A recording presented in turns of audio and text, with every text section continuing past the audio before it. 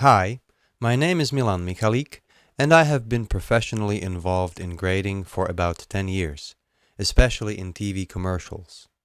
I will be guiding you through this video tutorial, showing you the basics of DaVinci Resolve application. At the time of making of the tutorial, the DaVinci Resolve 11 was available. Other versions of this software may differ slightly from the one we will be working with, but I believe that the main points or the basics of operation remain the same across new and even older versions of this system.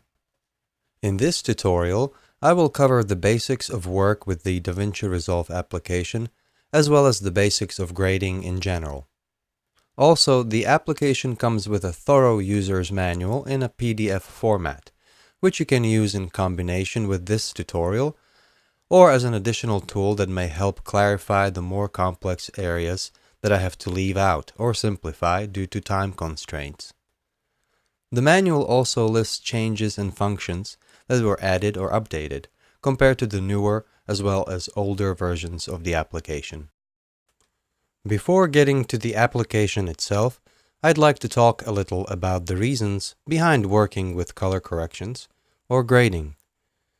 There are two categories of reasons, and the first one of them is technical reasons. A color correction result is to be not only visually appealing as such, but it also must be an image, such as a video file or a sequence of shots, with specific and necessary parameters. The parameters may be determined either by you or the project sponsor.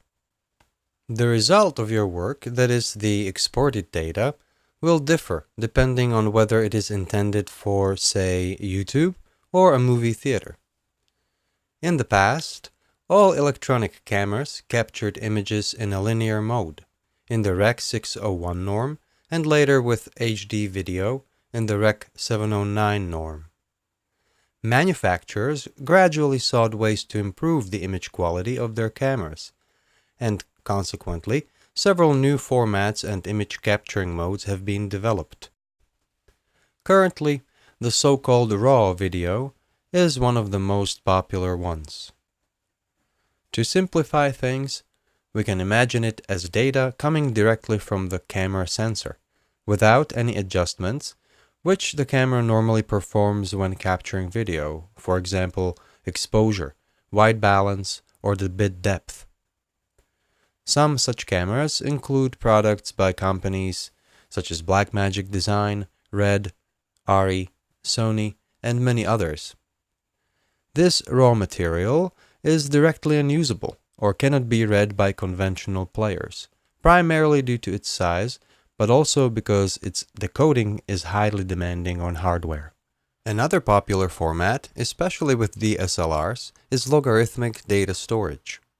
This form of recording started to be used because most picture cameras were not able to store data with higher than 8-bit color depth. Also, the codecs used in such photo devices, as for example Motion JPEG or H.264, are limited to 8 bits. And 8 bits are often not enough, especially when we intend to make more significant adjustments to the image. Filmmakers therefore started to use logarithmic color space recordings in order to enhance the information density. Individual pixels thus have higher and therefore more precise values. If someone shows you a shot like this one, you probably immediately recognize that it has been stored in logarithmic space.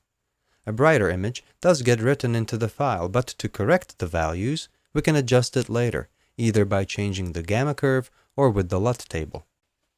Put simply, a video that you import into grading often has a different format than the one you export after grading.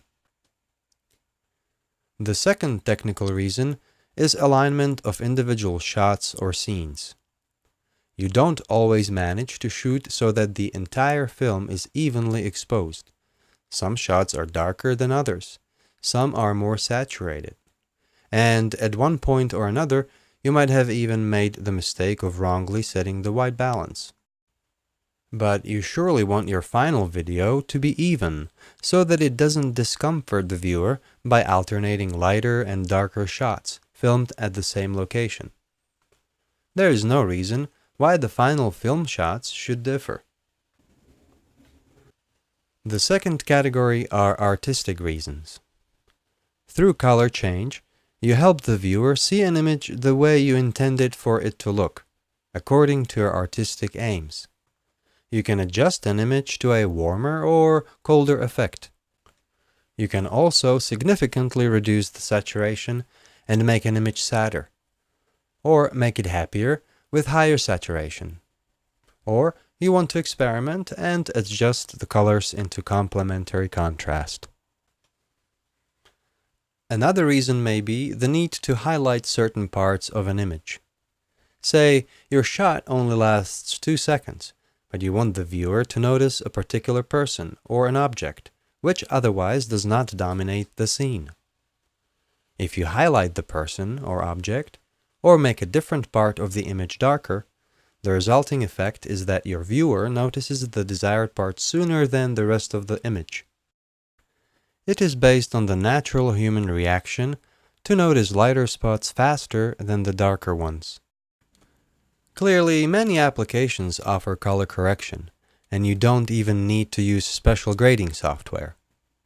If you edit your video using Adobe Premiere, Apple Final Cut Pro, Sony Vegas, Avid Media Composer, Grass Valley Edius, or another editing software, you've probably already used some of the image adjustment tools.